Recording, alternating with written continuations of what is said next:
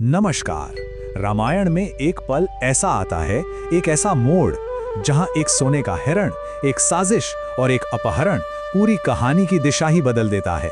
आज हम उसी की बात करने वाले हैं। तो सबसे बड़ा सवाल जो आज भी लोगों के मन में उठता है वो ये है कि लक्ष्मण ने आखिर सीता को अकेला क्यों छोड़ा। मतलब वो तो उनकी रक्षा के लिए ही वहां थे ना, है ना। ये सिर्फ एक घटना नहीं है, ये एक कह सकते हैं एक मनोवैज्ञानिक पहेली है। देखिए, ये जो कुछ भी हुआ ये अचानक नहीं हुआ। इसकी जड़ें एक बहुत ही चालाकी से बुने गए जाल में थीं। ये कोई इत्तेफाक नहीं था, ये थी रावण की सोची समझी साजिश। और इस साजिश के पीछे वजह क्या थी? बदला, शूर्पणखा के अपमान का बदला। और इसी बदले की आग में जलता हुआ रावण पहुंचा राक्षस मारीच के पास। उसने मारीच को मजबूर किया कि वो उसकी साजिश का हिस्सा बने। और प्लान क्या था? एक ऐसा सोने का हिरण बनना जो राम को कुटिया से बहुत दूर ले जाए। अब मारीच को पता था कि ये एक तरह से सुसाइड मिशन है, लेकिन रावण को ना कहने का मतलब भी मौत ही थी। तो बेचारे के पास चारा क्या था? उसने एक बहुत मुश्किल फैसला लिया। उसने सोचा, रावण के हाथों मरने से तो कहीं बेहतर है कि मैं राम के हाथों मरूं। उसने दो बुराइयों में से कम वाली को चुना। और बस इसी के साथ रावण का बिछाया हुआ जाल काम करने लगा। वो चारा, वो सोने का हिरण पंचवटी के शांत जंगल में आ पहुंचा। और यहीं से घटनाओं का एक ऐसा सिलसिला शुरू हुआ जिसे फिर कोई रोक नहीं पाया। अब जरा सोचिए, ये हिरण कैसा दिखता होगा? ये कोई आम हिरण नहीं था। उसकी खाल सोने की तरह चमक रही थी, उस पर चांदी के धब्बे थे। मतलब ऐसा जीव जो धरती पर किसी ने कभी देखा ही ना हो, बिल्कुल मंत्रमुग्ध कर देने वाला। जाहिर है सीता उसे देखकर मोहित हो गई, कौन नहीं हो। तो सीता ने उस हिरण को पाने की जिद की। कहा, चाहे जिंदा या मुर्दा, मुझे ये चाहिए। राम को थोड़ा शक तो हुआ, उन्हें लगा कि ये कोई माया हो सकती है, पर सीता की खुशी के लिए वो उसके पीछे चल दिए। लेकिन जाने से ठीक पहले उन्होंने लक्ष्मण को एक बहुत ही साफ निर्देश दिया, कुछ भी हो जाए सीता की रक्षा करना। और यहीं से कहानी उस मोड़ पर आती है जो लक्ष्मण के लिए एक अग्नि परीक्षा से कम नहीं था।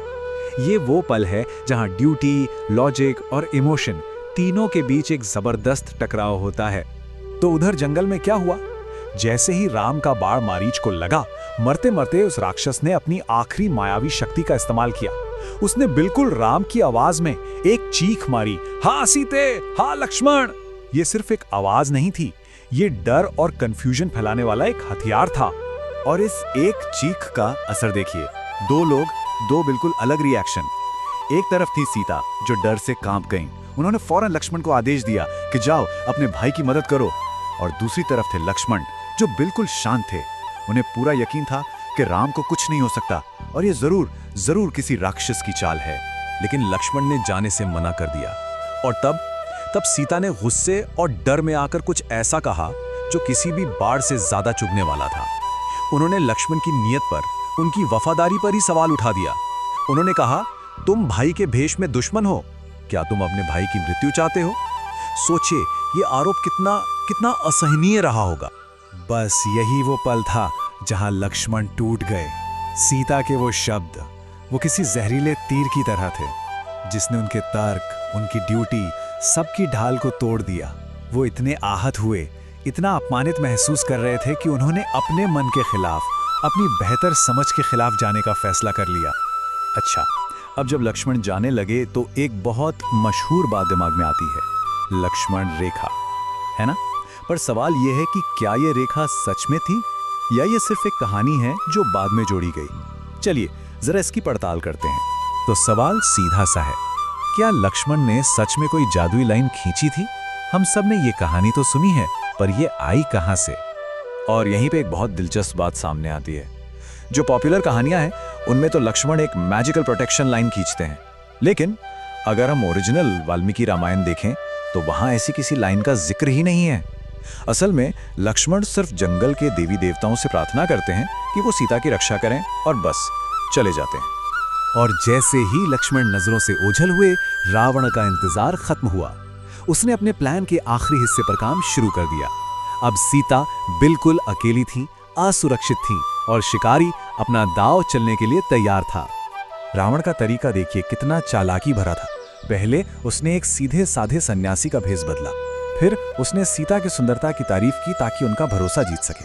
इसके बाद उसने भिक्षा मांगी और इसी बहाने से उसने सीता को उकसाया कि वो आश्रम की सुरक्षा की दहलीज को पार करें। और बस जैसे ही सीता ने भिक्षा देने के लिए वो सीमा पार की, रावण अपने असली भयानक रूप में आ गया। उसने जबरदस्ती सीता को पकड़ा और अपने उड़ने वाले पुष्पक विमान में खींचकर आकाश में ले गया। और ये घटना हमें वापस कहानी की सबसे बड़ी दुविधा पर ले आती है। लक्ष्मण को क्या करना चाहिए था? अपने भाई के हुक्म को मानना या सीता के कड़वे आरोपों का जवाब देना? और सीता को अपनी सुरक्षा को पहले रखना चाहिए था या अपने पति की चिंता को? ये कहानी हमें एक बहुत गहरे सवाल के साथ छोड़ जाती है कि जब भावनाएं कर्तव्य पर हावी हो जाएं, तो धर्म का सही रास्ता आखिर है क्या?